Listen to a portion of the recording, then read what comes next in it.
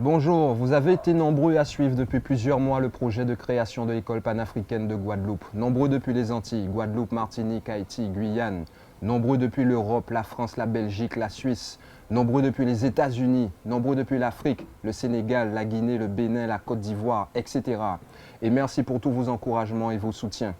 Donc ça fait effectivement depuis plus de 2 ans qu'il y a une équipe projet qui travaille sur ce projet d'école panafricaine de Guadeloupe. Et la rentrée a été annoncée pour septembre 2020. Alors que nous avions les autorisations des autorités compétentes, à savoir le rectorat, nous avons reçu, et vous êtes nombreux à avoir été informés de cela, nous avons reçu le refus du préfet au motif que, écoutez bien, la dénomination panafricaine pour cette école démontre une volonté de développer d'une part une culture séparatiste et d'autre part une distinction entre les races et les cultures susceptibles de générer, écoutez bien, un risque réel de trouble à l'ordre public. Donc c'est de cette manière que ce projet d'école panafricaine de Guadeloupe a été reçu par le préfet de Guadeloupe.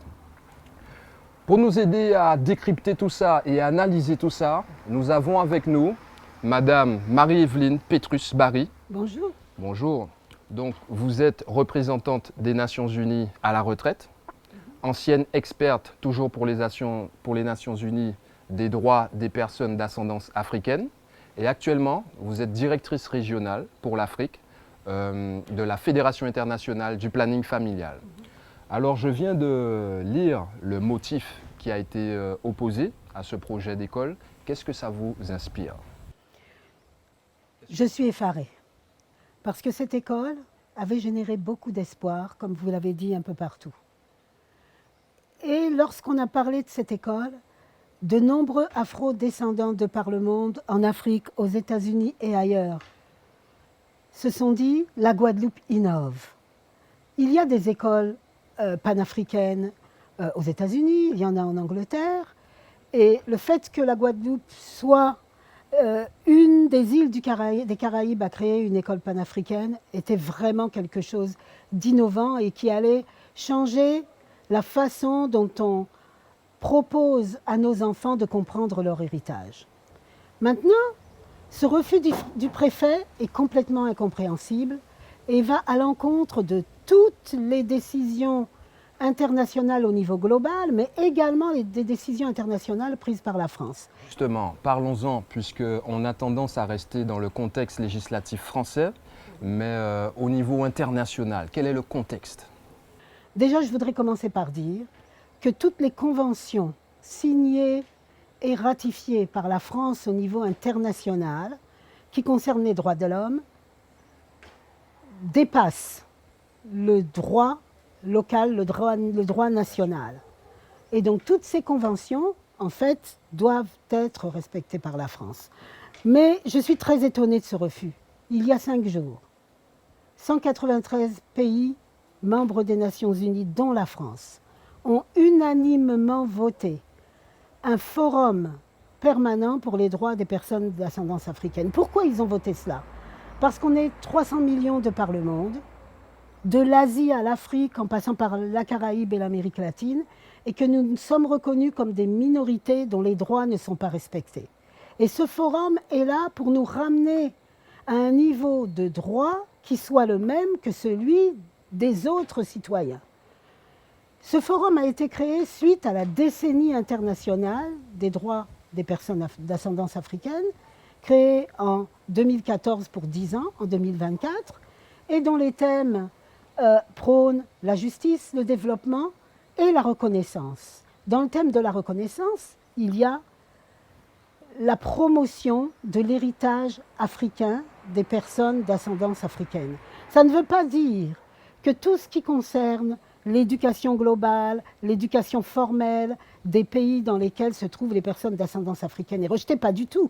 Elle est intégrée. Mais il faut, pour que nos enfants se développent mieux, pour qu'on évite tous les dérapages psychologiques, tous les dérapages sociaux, toutes les maladies mentales, toutes les maladies auto-immunes qui ont un rapport avec notre histoire, il est important qu'on éduque nos enfants de façon à ce qu'ils comprennent d'où ils viennent, de façon à ce qu'ils comprennent qui ils sont, et qu'ils gèrent tout ça avec la réalité dans laquelle ils vivent, quel que soit le pays dans lequel ils vivent. Donc la décennie prône ça. La France a fait partie des pays qui ont ratifié la décennie. Très bien. Donc nous sommes dans un contexte législatif au niveau international qui encourage des prises d'initiative en faveur donc du développement, de la justice, et vous avez dit de la reconnaissance. De la reconnaissance. Et quand on parle de reconnaissance, on parle de la reconnaissance de l'héritage, de la reconnaissance de la violation des droits des personnes d'ascendance africaine, et quand on reconnaît, on répare. La décennie demande même que toutes les lois qui vont à l'encontre ou qui ont des écarts en ce qui concerne les droits des personnes d'ascendance africaine soient revues. Et dans les pays où il n'y en a pas, où il n'y a pas de loi pour lutter contre le racisme, où il n'y a pas de loi pour lutter contre la discrimination, que des lois soient établies. Et la France n'est pas étrangère à ça. La France a déjà ratifié la Convention pour l'élimination de toutes les formes de racisme et la discrimination raciale. La France a déjà été citée par le Conseil des droits de l'homme sur les droits des Roms et sur les conditions des Noirs dans les prisons. Je pense qu'il est très important, dans le cadre de la création de cette école panafricaine, que la France réalise qu'elle est membre du CERD, de ce comité pour l'élimination du racisme et de la discrimination raciale, qu'elle est membre de la décennie internationale et qu'elle aurait dû en fait commencer des activités il y a maintenant 6 ans pour aider les personnes d'ascendance africaine à mieux comprendre leur héritage. Et il ne s'agit pas juste de faire des déclarations au niveau global, il ne s'agit pas juste de participer aux réunions de la décennie auxquelles la France a participé à Genève notamment. Il ne s'agit pas juste de ratifier la création d'un forum permanent comme ça a été le cas il y a 5 jours. Il s'agit de mettre à la disposition des communautés dans lesquelles les personnes d'ascendance africaine vivent, de mettre à leur disposition des budgets, de mettre à leur disposition tout ce qu'il faut pour qu'ils arrivent à atteindre ou à acquérir les droits qui sont les leurs. Et quand des individus de la société civile se lèvent pour faire une école qui ne veut en fait que faire un pont entre la culture africaine et nous qui sommes aux Antilles de culture africaine, tout en donnant l'éducation formelle, ce qui a été complètement reconnu par le rectorat, il n'y avait aucun argument contre le programme. Pédagogique voilà. Du projet, tout à fait. Donc vraiment, je ne comprends pas. Je pense que les textes devraient être revus à un niveau beaucoup plus haut que le niveau du préfet, afin que ce refus soit changé. C'est inadmissible. Est-ce qu'on peut considérer que ce refus est une violation des droits fondamentaux des personnes d'ascendance africaine? Mais moi, j'irai plus loin que ça. Je dirais que ce refus et les termes de ce refus sont une insulte aux afro-descendants. C'est une insulte parce qu'ils ne reconnaissent pas que nous avons une identité et que notre identité, elle a été créée par le fait qu'on nous a déportés d'Afrique, qu'on nous a imposé, donc il s'agit de trafic d'êtres humains. Ensuite, après ce trafic d'êtres humains, on nous a amenés ici, on a fait du travail forcé. Quand on a fini de faire du travail forcé, on a aboli l'esclavage et on nous interdit d'en parler. Bon, vous devriez être contents, on a aboli l'esclavage. Mais on a quand même récompensé les maîtres, tandis que ceux qui avaient été mis en esclavage, on leur a dit, bon, vous devriez déjà être contents. C'est déjà nous considérer comme des sous-hommes et des sous-femmes. Donc, si aujourd'hui toute une communauté internationale se lève du Brésil à l'Inde, aux États-Unis, en Afrique, partout pour dire il faut réfléchir, il faut changer la façon dont nous avons agi avec les personnes d'ascendance africaine, il faut réparer dans beaucoup de cas.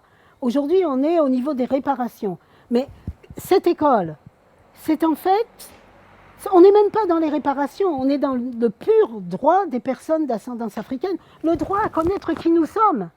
Nous ne sommes pas des Gaulois. Nous sommes des personnes d'ascendance africaine. Nous n'avons rien contre le fait d'apprendre la culture formelle qui est imposée par l'éducation nationale. Mais on ne peut pas nous retirer le droit de savoir qui nous sommes, de savoir comment nous sommes arrivés ici, de savoir comment nous nous sommes développés ici et de savoir ce qui nous empêche de nous développer pleinement. Nos enfants, pour les protéger de tout ce qu'on voit dans la rue partout ici et de toutes les dérives de santé mentale, de toutes les dérives qu'on voit ici, de toutes les dérives liées au droit justement, pour les empêcher de pourrir dans des prisons parce qu'ils ne comprennent même pas qui ils sont, notre droit le plus fondamental est de leur renseigner notre histoire, de leur renseigner notre héritage, qu'ils en soient fiers de venir d'Afrique, ce qui n'empêche pas qu'ils apprennent les mathématiques, c'est important, qu'ils apprennent des langues, c'est tout aussi important, qu'ils apprennent l'art, mais aussi l'art africain. C'est le sens du projet pédagogique défendu par l'École panafricaine de Guadeloupe. C'est exactement sur ces dimensions que l'école entend travailler, permettre aux enfants de s'approprier leur histoire, de s'ancrer, de pouvoir s'appuyer sur des repères et de se construire. Donc vous l'aurez compris, ce refus est inadmissible, ne peut être accepté. Il en va de la dignité des personnes d'ascendance africaine et de par le monde. Donc, est-ce qu'il existe des instances ou des autorités au niveau international vers lesquelles nous pouvons nous tourner pour dénoncer cette décision du préfet de Guadeloupe?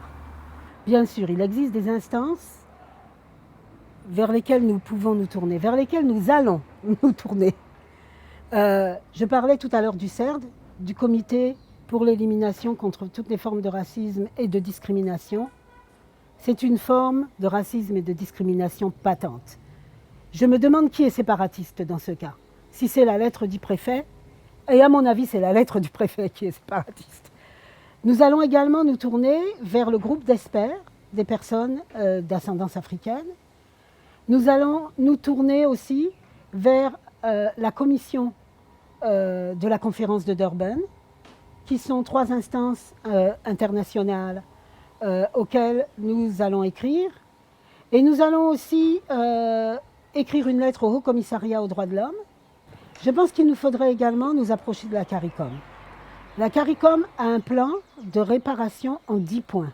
L'éducation est un de ces points. La Guadeloupe est dans la Caraïbe, et bien sûr, il est difficile pour nous de travailler avec la CARICOM, puisque nous faisons partie de l'Europe. Mais néanmoins, nous ne pouvons pas ne pas nous approcher de la CARICOM, puisqu'ils sont dans la même situation que nous, ils sont indépendants, mais on a la même histoire. Donc, il est important également de les mettre au courant de ce refus. Mais je voudrais en appeler à la sagesse de Monsieur le Préfet. Monsieur le Préfet, la décennie internationale pour les droits des personnes d'ascendance africaine dénonce le racisme structurel. Le groupe d'experts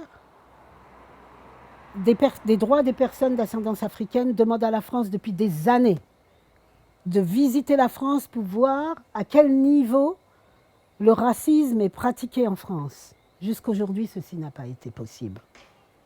Monsieur le Préfet, une association essaie d'aider l'éducation de nos enfants en voulant les aider à comprendre leur héritage. Il ne s'agit pas de racisme.